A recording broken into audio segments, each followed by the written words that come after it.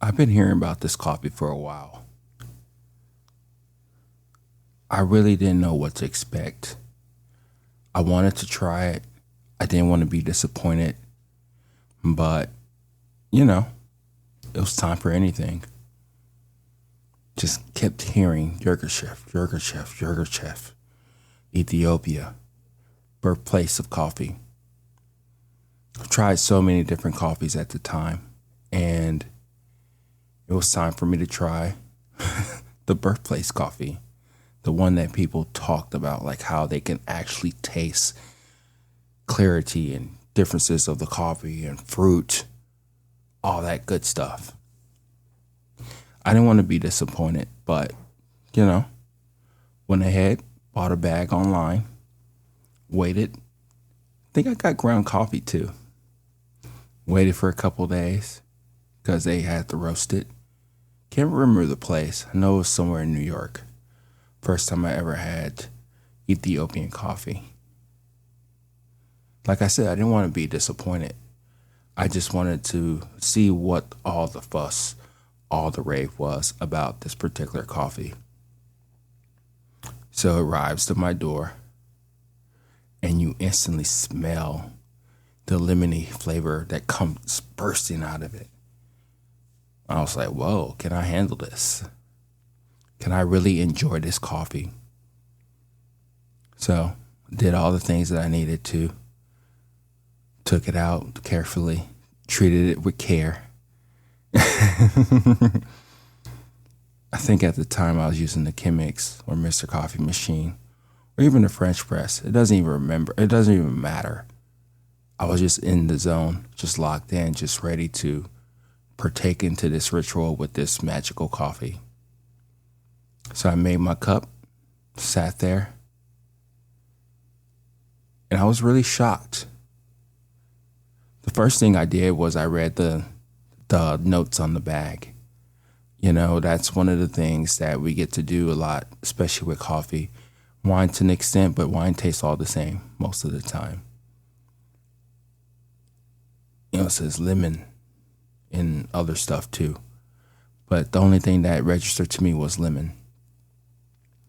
So, took my first sip. It was instantly there. I felt like I was transformed into another world. Didn't know really what to expect. Because most of the time, during this time, I was drinking Central and South American coffees. I wouldn't say that they're boring to me at the time, but I knew that they had this unique characteristic of chocolatey, nutty, diner coffee. But this coffee was fruit forward. It was tasty, and it had that lingering lime taste on it. Was it one hit nutty? If I had to kind of recall what I was actually drinking, sure. But I couldn't believe this came from a coffee. And I was just going crazy. Not so much buzz over coffee, but just buzz over excitement that coffee can taste like this, that it can be really, truly magical. So it didn't take me that long to finish that bag. I think I was really selfish about it. I didn't really share with other people. I probably shared with my wife at the time. But I was so psyched, so hooked, that I even bought another bag for another friend who was into coffee and all that stuff, right? And he really enjoyed it too. So throughout the years, Ethiopian coffee has had this sentimental value to me because it allowed me to truly taste what coffee is or could be or whatever. I don't know if it was just me because this is an initial thought of me on my journey of drinking coffee where my palate wasn't as mature as it is now. But the way that coffee attacked my palate and opened me up to even more things, I think that's really where my whole coffee journey really changed. I know it sounds really dramatic as I talk about this, but I'm sure you have those coffees to where you're like, wow, that's the one that got me into the game. That's the one that really got me moving and grooving and understanding and trying to chase that different type of high that coffee can really give you. So throughout the years, I kept drinking and exploring and tasting different Ethiopian coffees, tasting different African coffees, understanding that, wow, this is really where the magic comes from. Really trying to understand what the whole psyche of fruit forward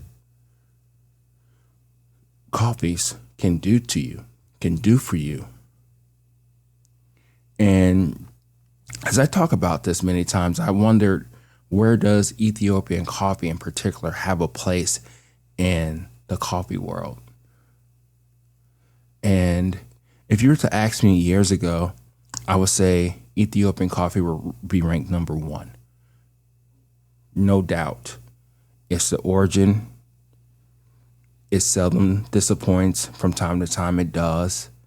And that's more so like the way the climate is changing, the way that the harvesting is happening, the way that people experiment with different processes and all that stuff, right? But I would say it will be number one years ago, because I do believe that Ethiopian coffee is a hallmark in the coffee world. If we believe it or not, it's where it started. That's where everything came from. And that's when things start being taken out of it to different countries to where they can grow coffee and all that stuff, which is great, which is something, unfortunately, the way it happened, but something that was needed. But now I think of Ethiopian coffee as the number two most important coffee in the world. Number one is Brazil. I've talked about that before. I have my reasonings why. But Ethiopian coffee is a solid hitting on number one's doorstep each and every day. We can't forget it. It's the origin, it's the lineage, it's the offspring of everything that we taste. It's the thing that people love about geishas and different experiments that are out there. You're using just Ethiopian coffee in different places, or even other African coffees in other places. It's what talks to us. It sings to us. And if you really get a chance to taste a truly magical Ethiopian coffee, whichever roast degree that you do prefer, it is completely amazing. I'm looking to go back down that rabbit hole of exploring more Ethiopian coffee again. I was disappointed. I was not feeling it for a very long time. And a lot of times when an Ethiopian coffee doesn't taste good to me, I use it as more so like a canary in a coal mine of like how quality and expectations are with coffee in general. So, have you ever had an Ethiopian coffee? Have you really enjoyed it? Do you like different regions in Ethiopia that you explore? Do you think it's too lemony? Do you think it's too fruit forward? Do you think it's exaggerated with the flavors that it comes out of it? I think it's amazing, especially years ago. And I do wish coffee is magical again in that realm. But as I keep thinking about going back and having this nostalgia moment about Ethiopian coffee and how well it tasted to me, especially in the beginning, I wonder if my palate has outgrown that type of fruit forward based coffees. I wonder about that. But we're going to explore together, because it's one of those things to me is that if you taste a really well roasted Ethiopian coffee, it will transform you too.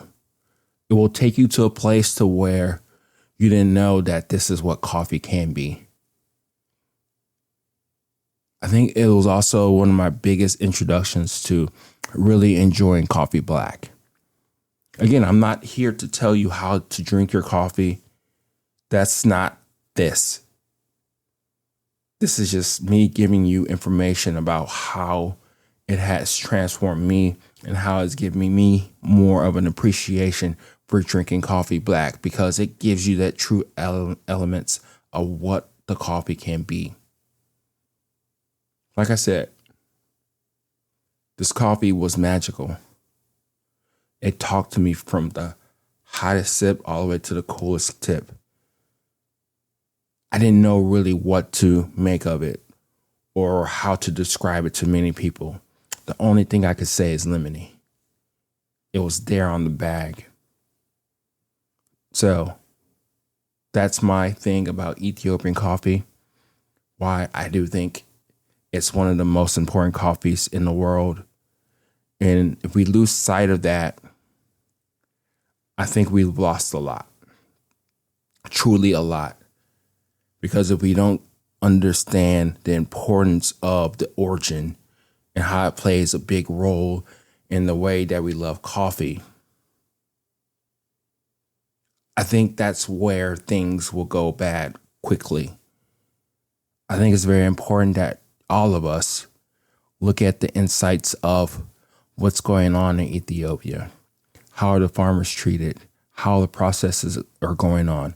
How's the climate going? How's politics affecting it? How's tariffs? All that stuff. And more importantly, unfortunately, at least for me, how does it taste? Does it still taste magical? That's really the biggest thing, really. Does Ethiopian coffee still taste magical? I hope it does. I hope it will always taste magical.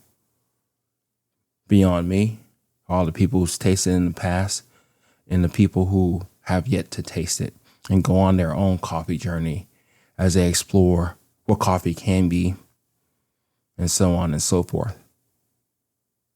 So let me know what you think. Let's talk about it. Ethiopian coffee. Extremely important coffee. Let's embrace that. What's your Ethiopian coffee story? Talk to you later. Bye.